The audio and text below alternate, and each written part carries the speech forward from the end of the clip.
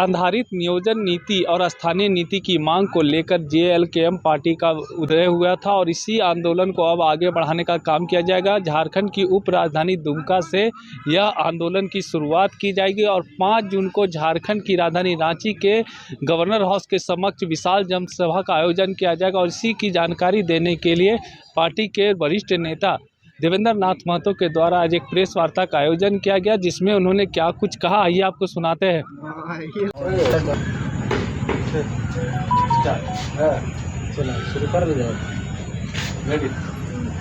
सर्वप्रथम आप उपस्थित तमाम मीडिया बंधु को धन्यवाद देते हुए आपके तमाम दर्शकों को झारखंडी जोहार करते हैं।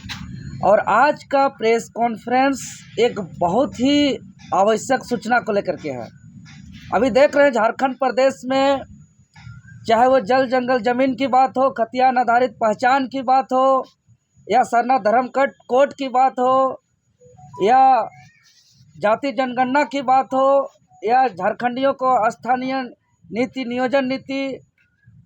रोजगार, नौकरी की बात हो, हर तरफ आंदोलन चल रहा है, आंदोलन चल रहा है, आंदोलन चल रहा है, आंदोलन चल रहा है। जैसा कि आप लोग को मालूम है, आदिवासी बचाओ मोर्चा के बैनर तले कल यानी 4 जून 2025 को संपूर्ण झारखंड बंदी का आह्वान किया गया है, जिसमें सिरमटोली सरना स्थल रैंप मामला के अलावा जो आदिवासी क्षेत्र में, आदिवासी बहुल इलाकों में नई शराब नीति के तहत सरकारी शराब दुकान खोलने का विरोध किया जा रहा है। सरना धर्म कोड की लगातार मांग किया जा रहा है। लैंड बैंक को रद्द करने की लगातार मांग किया जा रहा है। इसके अलावा कई ऐसे झारखंडी मुद्दों को लेकर के, जल जंगल जमीन को बचाने को लेकर के हर लड़ाई को लड़ा जा रहा है। लेकिन यहाँ की सरकार गूंगे बहरी हो गई है और यहाँ के मांगों को नजरअंदाज कर रही है। इसलिए झारखंड लोकतांत्रिक क्रांतिकारी मोर्चा,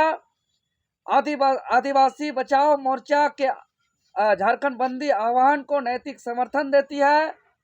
और झारखंड लोकतांत्रिक क्रांतिकारी मोर्चा सरकार से मांग करती है कि उनके तमाम मांग जायज है, उनके तमाम मांग को सरकार पूरा करे। साथ ही साथ एक आवश्यक सूचना, जो लंबे समय से हम लोग लड़ाई लड़ रहे हैं, जिस लड़ाई से हमारा एक नया झारखंड लोकतांत्रिक क्रांतिकारी मोर्चा पार्टी का उदय हुआ है, वह खतियान आधारित झारखंडियों के पहचान को लेकर के। तो झारखंड के उप राजधानी दुमका, सीधो कानू, फूलो झानो की धरती दुमका से यानी 570 किलोमीटर से पद यात्रा करते हुए हमारे पार्टी के क्रांतिकारी साथी लोग पद यात्रा करते हुए 5 जून 2025 को राजभवन पहुंचेंगे। और उस दिन दुमका से रांची पदयात्रा पूरे होने के अवसर पर राजधानी रांची में डॉक्टर जाकिर हुसैन पार्क यानी राजभवन के समक्ष एक बहुत बड़ा विशाल खतियानी महाधरना का आयोजन करने जा रहे हैं। तो उस आगामी 5 जून को निर्धारित खतियानी महाधरना के मौके पर मैं राज्य के तमाम आदिवासी मूलवासी आम आवाम से मैं अपील करता हूं, निवेदन करता हूं और विशेष रूप से रांची जिला और रांची लोकसभा क्षेत्र के जनता से मैं निवेदन करता हूं, अपील करता हूं कि 5 जून को ज़्यादा से ज़्यादा संख्या में पहुंचे और बूटी मोड़ 11 बजे से हम लोग का पद यात्रा करते हुए राजभवन तक पहुंचेंगे। और उस दिन लाखों की संख्या में आदिवासी मूलवासी, महिला, पुरुष, किसान, मजदूर, छात्र, नौजवान चट्टानी एकता का परिचय दे। और विशेष रूप से हमारे जो रांची लोकसभा क्षेत्र और रांची जिला, जो मुख्य रूप से चाहे कांके विधानसभा क्षेत्र हो, हटिया विधानसभा क्षेत्र हो, रांची विधानसभा क्षेत्र हो, खिजरी विधानसभा, सिल्ली विधानसभा, इचागढ़ विधानसभा, तमाड़ विधानसभा से हम विशेष रूप से अपील करते हैं सामने बड़कागांव विधानसभा, रामगढ़ विधानसभा वालों से और साथ ही साथ संपूर्ण झारखंड वासियों से भी कि ज़्यादा से ज़्यादा संख्या में, लाखों लाख, हजारों हजार की संख्या में पहुंचकर चट्टानी एकता का परिचय दे। और जो हमारा पहचान खतियान आधारित माध्यम से निरस्त किया जाता है, तो कभी असंवैधानिक है, तो 1932 झारखंड गठन से पहले का आप नीति कानून मांग कर रहे हैं, तो हम आप लोगों के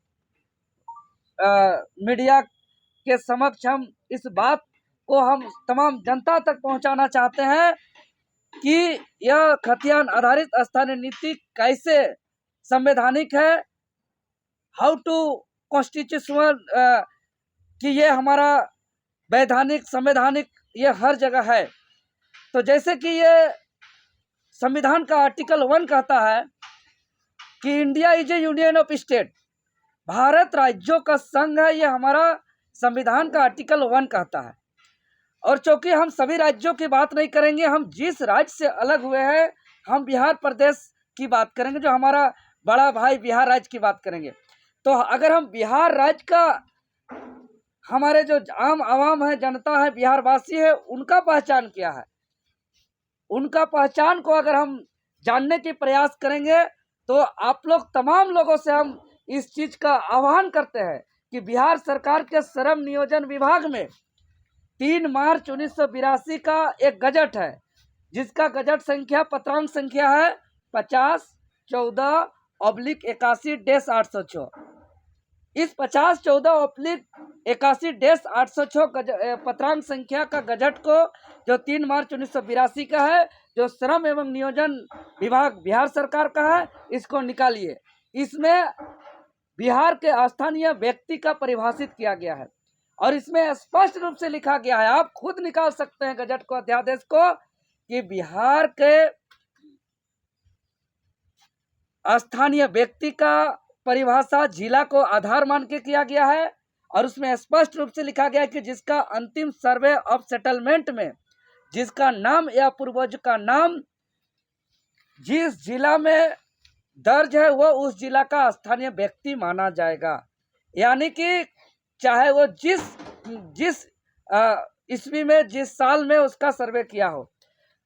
और जब लंबे समय के बाद अलग झारखंड का गठन हुआ, धरती आबा भगवान बिरसा मुंडा जयंती के अवसर पर 15 नवंबर 2000 को, तो जो बिहार विधानसभा में एक अध्यादेश को लाया गया बिहार पुनर्गठन अधिनियम 2000। इसी अधिनियम के तहत बिहार से अलग झारखंड राज्य होता है। लेकिन बिहार पुनर्गठन अधिनियम 2000 की धारा 85 में झारखंड सरकार को अधिकार दिया हुआ है